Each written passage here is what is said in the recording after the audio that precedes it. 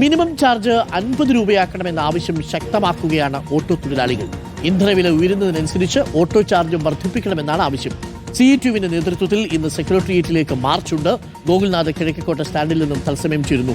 Gokul, good morning once again. നമ്മുടെ auto ചേട്ടന്മാർക്ക് അത്ര വലിയ വരുമാനമൊന്നും ഇപ്പോൾ കിട്ടുന്നില്ല. പ്രത്യേകിച്ച് എണ്ണവില ഇങ്ങനെ തീപിടിച്ചു വരുന്ന സാഹചര്യത്തിൽ ഇനിയിപ്പോൾ പശ്ചിമേഷ്യയിലെ പ്രശ്നങ്ങളൊക്കെ അവസാനിച്ചു. എണ്ണവില, ക്രൂഡ് ഓയിൽ വില കുറഞ്ഞിട്ടുണ്ട്. താമസിയാതെ ഇന്ത്യൻ വിപണിയിലും അത് അല്പം പ്രതിഫലിക്കാനാണ് സാധ്യത.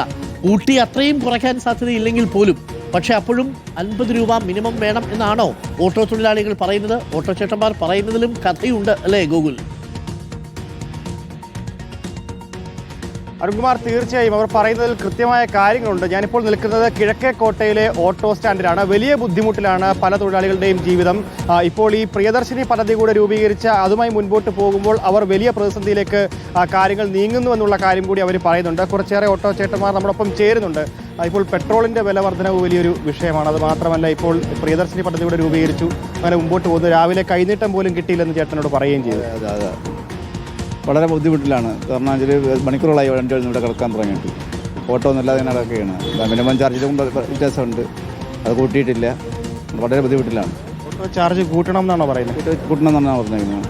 മിനിമം 50 രൂപക്കാണ് നമ്മൾ പറഞ്ഞിരിക്കുന്നത്. പാസഞ്ചേഴ്സുമായിട്ട് നമ്മൾ നിരന്തരം പ്രശ്നങ്ങളുണ്ടാവും. മനസ്സിലായി, പഴയ റേറ്റിൽ ഓടാൻ പറ്റത്തില്ല. അതായത് 62 രൂപ ഡീസലിനായിരുന്നപ്പോൾ, പെട്രോളിൻ്റെ ഡീസലിനായിരുന്നപ്പോൾ വന്ന മീറ്ററാണിത്. 2022 4 വർഷത്തിന് മുമ്പ് കൂട്ടിയതാണ്. അപ്പോൾ ഇപ്പോൾ നമുക്ക് പിടിച്ചിരിക്കാൻ കഴിയുന്നില്ല. അതാണ് എൻ്റെ വാസ്തവം. ഈ പുതിയ പദ്ധതികളൊക്കെ വരുമ്പോൾ അതും ബാധിക്കുന്നില്ല. സാധാരണ കിഴക്കേക്കോട്ട വലിയ തിരക്കുള്ളതാണ്. ഇപ്പോൾ ഇന്നിപ്പോൾ ഓട്ടോ സ്റ്റാൻഡിൽ പല ഓട്ടോകളും വെറുതെ കിടക്കുക. ഞങ്ങൾ ആരും കൈന്നിട്ട് ഓടിയിട്ടില്ല. ഞങ്ങൾ ഇത്ര നേരം കൊണ്ട് വണ്ടി കിടക്കുന്നില്ലേ? എത്ര മണിക്കൂറായി വണ്ടി കിടന്നിട്ട് നിങ്ങൾ വന്ന് കണ്ടുകൊണ്ടിരിക്കുന്നതല്ലേ? എത്ര മണിക്കൂറിലായി വന്ന് കിടക്കാൻ തുടങ്ങിയിട്ട് നമ്മൾ എവിടെ ഓടാൻ? കാലത്ത് 6 മണിക്ക് വന്നിട്ട് മണി ഇപ്പം 9:45. നമുക്ക് കൈനീട്ടം ഓടുന്നത് മാത്രമല്ല വിഷയം. ഇവിടെ ഈ ഇത്രയും മാറി മാറി വരുന്ന ഗവൺമെൻറ് മാറുമ്പോഴോ നമുക്ക് നിത്യോപയോഗ സാധനങ്ങൾ നമുക്ക് വാങ്ങാൻ നിവൃത്തിയില്ലാതെ വരുമ്പോഴത്തേക്ക് സാധാരണക്കാരുടെ അടുത്ത് ഒരു 30 രൂപയ്ക്ക് 40 രൂപയ്ക്ക് ഓട്ടം പോകുമ്പോൾ കസ്റ്റമർ നമ്മളെ വഴക്ക് പറയാണ്. 4 വർഷങ്ങൾക്ക് മുമ്പ് ഓട്ടോറിക്ഷയ്ക്ക് ചാർജ് കൂട്ടിയതിന് ശേഷം ഇത്രയും ദിവസം കൂട്ടിയിട്ടില്ല. 62 രൂപയ്ക്ക് അടിച്ചുകൊണ്ടിരുന്ന ഗ്യാസോ അല്ലെങ്കിൽ 90 രൂപയ്ക്ക് 85 രൂപയ്ക്ക് അടിച്ചിരുന്ന ഡീസലോ പിന്നെ CNGയോ ഇങ്ങനെ ഉപജീവന മാർഗത്തിന് വേണ്ടി എടുത്തൊരു തൊഴിലില്ലാത്തത് കൊണ്ട് സ്വന്തം ഉപജീവന മാർഗത്തിന് വേണ്ടി ഒരു തൊഴിലെടുത്ത് പറയുമ്പോൾ ഗവൺമെൻറ് നമ്മളെ കൂടെ ഒന്ന് ശ്രദ്ധിക്കണം. കാരണം ഓരോ ഗവൺമെൻറ് മാറുമ്പോഴും അവരവരുടേതായ രീതികൾ നോക്കുമ്പോഴും ട്രാൻസ്പോർട്ട് ബസ്, നിത്യോപയോഗ സാധനങ്ങൾ, ഇതെല്ലാ കാര്യങ്ങൾക്കും ഗവൺമെൻറ് ചാർജ് കൂടുന്ന അനുസരിച്ച് നമുക്കും കൂടെ അത് ബാധകമാണ്. അപ്പം നമുക്കും കൂടി തന്നാലും നമ്മളെ മക്കളെ നമുക്ക് വളർത്താൻ കഴിയത്തുള്ളൂ. ഇപ്പം സ്ത്രീകൾക്ക് ഫ്രീ ട്രാൻസ്പോർട്ട് കൊടുത്തു, തെറ്റില്ല. പുരുഷന്മാർക്കും കൊടുക്കട്ടെ, തെറ്റില്ല. ഗവൺമെൻറ്റിൻ്റെ വരുമാനം അനുസരിച്ച് സാധാരണക്കാർക്ക് എന്തെങ്കിലും ചെയ്യാൻ പറ്റുമെങ്കിൽ ചെയ്താലേ അവർക്കൊപ്പം നമ്മളും ഈക്വലായിട്ടൊരു അഡ്ജസ്റ്റ്മെൻറ്റിൽ പോകാൻ പറ്റുള്ളൂ. 30 രൂപയ്ക്ക് 3 ഓട്ടം പോയി 90 രൂപ. ഈ 30 രൂപ ഓട്ടം 3 ഓട്ടം 90 രൂപയ്ക്ക് പോകുമ്പോൾ 98 രൂപയ്ക്ക് ഗ്യാസ് അടിച്ചാൽ ഈ രാവിലെ 6 മണിക്ക് പറഞ്ഞാൽ ഞങ്ങൾ വൈകുന്നേരം 5:30 മണി വരെ ഈ വെയിലും കൊണ്ട് ഈ സ്റ്റാൻഡിൽ കിടന്നിട്ട് നമുക്കെന്താ മെച്ചം? വേറൊരു തൊഴിലിന് പോകാമെന്ന് പറഞ്ഞാൽ വേറൊരു തൊഴിലില്ല.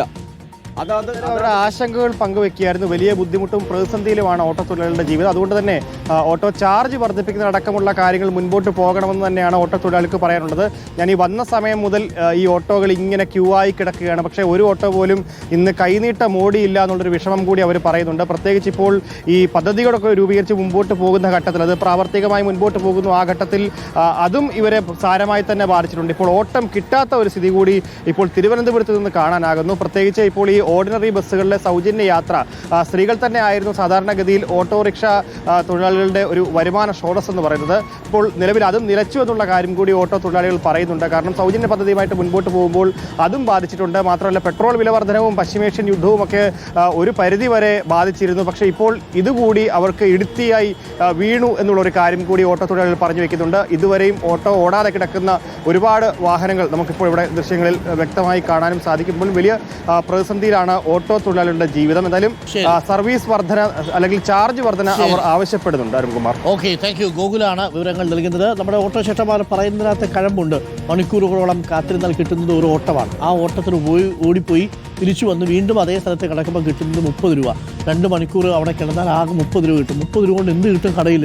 30 രൂപ കൊടുത്താൽ 15 രൂപ ചായ, 15 രൂപ കടി കഴിഞ്ഞു. പിന്നെ ആ ഓട്ടോക്കാർ പെട്രോൾ അടിക്കും, ഡീസൽ അടിക്കും. വീട്ടിൽ കുഞ്ഞുങ്ങൾ കാത്തിരിപ്പില്ലേ, കുടുംബം കാത്തിരിപ്പില്ലേ?